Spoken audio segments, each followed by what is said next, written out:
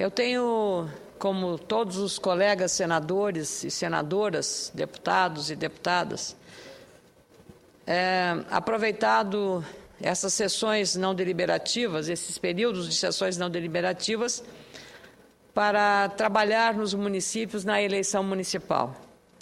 Já percorri até agora quase 130 municípios no Rio Grande do Sul, de um total de quase 500. O senhor, senador Aníbal Diniz, no seu Acre, o número de municípios é bem menos do que no meu Rio Grande. E as distâncias são muitas, mas recompensadoras, porque a gente entra em contato com a realidade, ouve as demandas da população em todos os setores, sejam desde oportunidades de desenvolvimento, as questões relacionadas à educação, a saúde financeira dos municípios, a questão da segurança muito presente, a questão dos aposentados, demandas que às vezes nem sequer dizem respeito à municipalidade, mas acabam ocupando a nossa agenda política em função da relevância que uma eleição municipal tem na vida do cidadão. Afinal, é ali que a pessoa mora, é na cidade que a pessoa vive e convive. Ali que os filhos estudam, ali que se trabalha, ali que se é empreendedor, ali que se gera renda. Por isso, a relevância de uma eleição municipal tem características muito próprias. Mas, de novo, está se vendo nessa disputa um desequilíbrio que é injusto, é desleal, é inaceitável, senhores senadores. É um prefeito disputar a reeleição permanecendo no seu cargo, enquanto todos os outros concorrentes são limitados por uma rigorosa legislação, e digo de cadeira que a Justiça Eleitoral do meu Estado é zelosa, é exemplar no cumprimento da estrita determinação da letra legal, ou seja, fiscalizam o pleito e não há qualquer complacência com a irregularidade na campanha eleitoral. Porém, quando um prefeito está disputando uma eleição, mantendo-se no cargo, ele cria uma condição privilegiada, comparativamente aos demais postulantes, que acaba se revelando uma disputa desequilibrada, desleal e injusta, porque nenhum outro partido ou candidato tem condições de se nivelar nessa disputa. O prefeito passa no seu horário de expediente a ser o prefeito. Aí ele pode ir para fazer uma inauguração, porque ele está como prefeito. E aí, nos intervalos do almoço, ele é candidato, aí ele faz o seu proselitismo, e à noite também da mesma forma. Já ninguém pode, nenhum candidato, se for uma inauguração de uma área pública, estará correndo o risco de uma impugnação da sua candidatura. Veja só que um secretário municipal que queira disputar uma eleição, ele tem que se desincompatibilizar 6 meses antes do cargo. Ele que é, digamos, um encaminhador da autorização de uma despesa. Mas o chefe dele, que é o prefeito, ele não se desincompatibiliza, ele fica no cargo. Então, há uma incoerência no trato dessa questão, senador Mozarillo. Já ouvi o senhor falar outro dia, Vossa Excelência falando outro dia sobre essa matéria. Mais do que isso, um comunicador, e eu fui jornalista durante muito tempo, um comunicador tem que se desincompatibilizar se quiser disputar um pleito. Ele não tem caneta, ele não tem de liberar recursos, não tem poder nenhum. Simplesmente porque se estabeleceria uma concorrência também desleal, ele ocupando um microfone ou tendo espaço na televisão com os demais candidatos. Está certa a lei, está correta a lei. Agora, veja, o prefeito que está no cargo e disputa a reeleição, ele pode praticamente tudo. Então, é por isso que, quando alguns governantes fazem uso das instituições públicas, governamentais, na tentativa de se reelegerem, ocorre, sem dúvida, uma concorrência injusta e uma competição desproporcional, desequilibrada em relação àqueles que não têm o mando, nem o poder do cargo executivo e a caneta na mão, quando, no exercício da atividade pública, acumula a condição de chefe do poder e também de candidato. Como eu disse, um secretário municipal, se quiser ser candidato, tem que se desincompatibilizar 6 meses antes. O mesmo ocorre em relação a um comunicador, um jornalista. Os candidatos em desvantagem são prejudicados porque eles não podem competir com o peso da máquina pública, do controle do caixa e da gestão de quem está à frente do Executivo, seja no município, seja no Estado, seja na Presidência da República.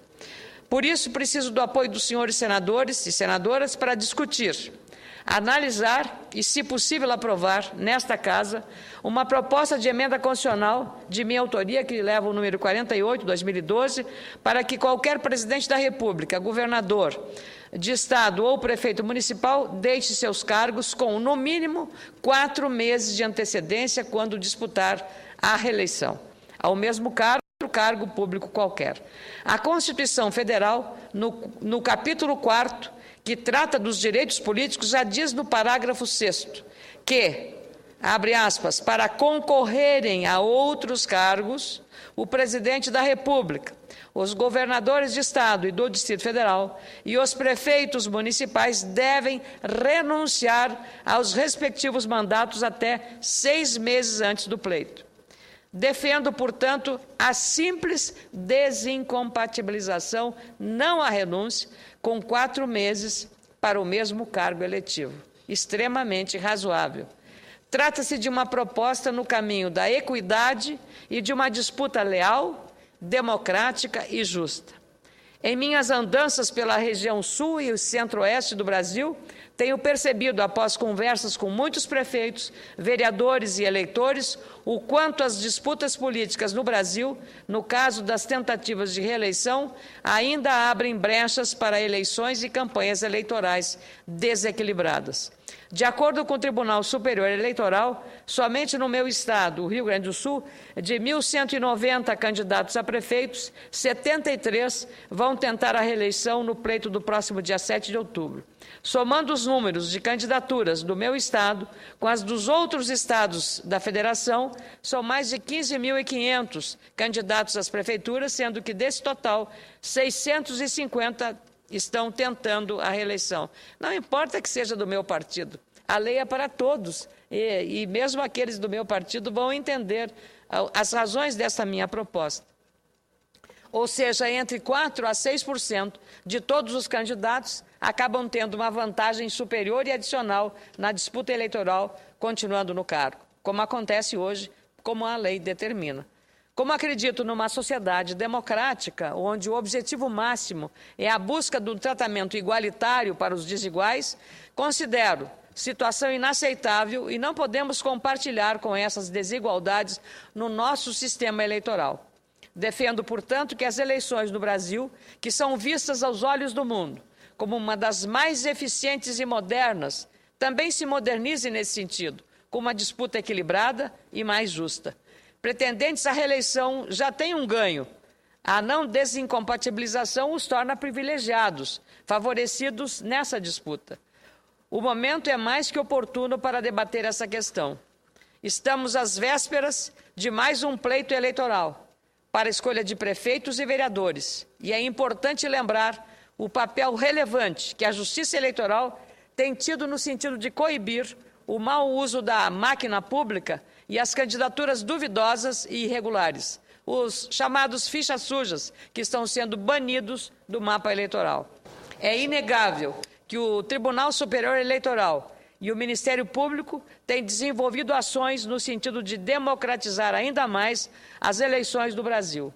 As campanhas para a eleição de candidatos ficha limpa e a disponibilização de informações sobre os recursos das campanhas dos candidatos na internet são mais uma prova de que estamos caminhando nessa direção.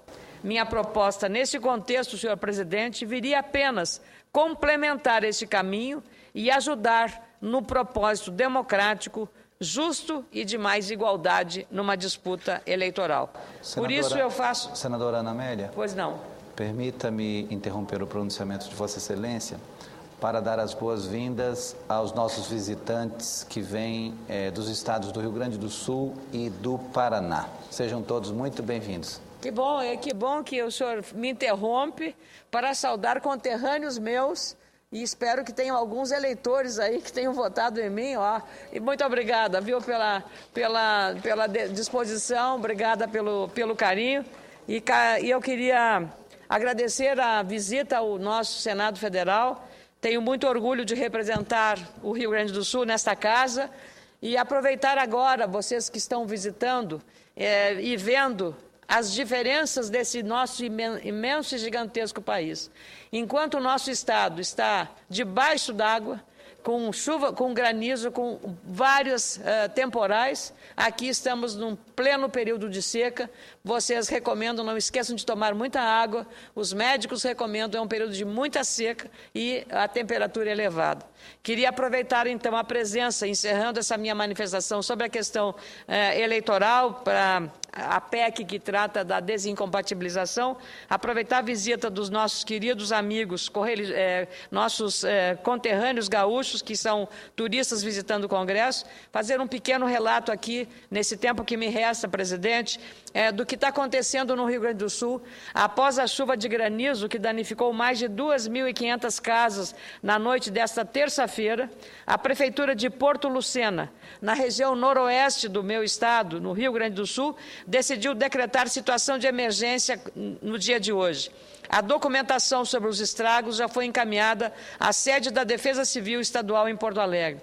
Além das casas, os sistemas de abastecimento de luz, água e telefonia foram prejudicados pelo temporal. Os prédios da Prefeitura e da Brigada Militar foram afetados. Carros também sofreram prejuízos com a queda de grandes pedras de granizo. As perdas chegam a 100% nas lavouras de trigo e 60% nas lavouras de milho. É um verdadeiro prejuízo e uma tragédia. No norte do estado, também foram verificados diversos estragos pelo temporal. Em Espumoso, uma das cidades mais atingidas da região, mais de 60% da população, de 15 mil habitantes, teve as casas danificadas depois da forte chuva com granizo. A Prefeitura deve encaminhar hoje o laudo de prejuízos para a Defesa Civil. Estamos fazendo o levantamento porque vai chover e 3 pessoas já caíram dos telhados de casa tentando consertar os buracos nas telhas, revelou o prefeito Zenildo Senhor Neto. O estoque de lonas do município já acabou e o município está solicitando a ajuda das cidades vizinhas para suprir a necessidade dos moradores. Mais de 250 pessoas estão em uma lista de espera para receber o material. Em Ernestina, onde segue chovendo, mais de 200 casas foram destelhadas, grandes árvores foram arrancadas e mais de 40 postes de luz caíram nas ruas. O reservatório de água do município caiu de uma altura de 30 metros e, por isso, a população está sem abastecimento. A luz foi cortada e a telefonia não está funcionando. O posto de saúde municipal também está interditado porque foi completamente destelhado. Entre as empresas danificadas, a cooperativa Cotrijal teve a estrutura completamente destruída, segundo o comando da Brigada Militar. Na zona rural, animais morreram. Apesar da Defesa Civil local não terem recomendado a decretação de situação de emergência, o prefeito Aderi Soares disse que vai assinar o pedido. Não quero saber, vou assinar o decreto. A cidade foi praticamente destruída. Se não quiserem assinar, que não assinem, disse o prefeito, exatamente num desabafo de uma iniciativa necessária e urgente. No município de Marau, mais de 40 pessoas solicitaram lonas para cobrir residências. Apesar dos transtornos, não será necessário pedir ajuda humanitária ao Estado, segundo o secretário de Obras do município. Em Carazinho, mais de 50 casas foram destelhadas. O bairro mais afetado é o de São Lucas. No município, houve queda de árvores em 6 residências, mas não há registro de feridos. Também caíram árvores na ERS 142, entre Não Me Toque e Vitor Greff, e na BR 386, entre Santo Antônio do Planalto e Tio Hugo, mas já foram retiradas.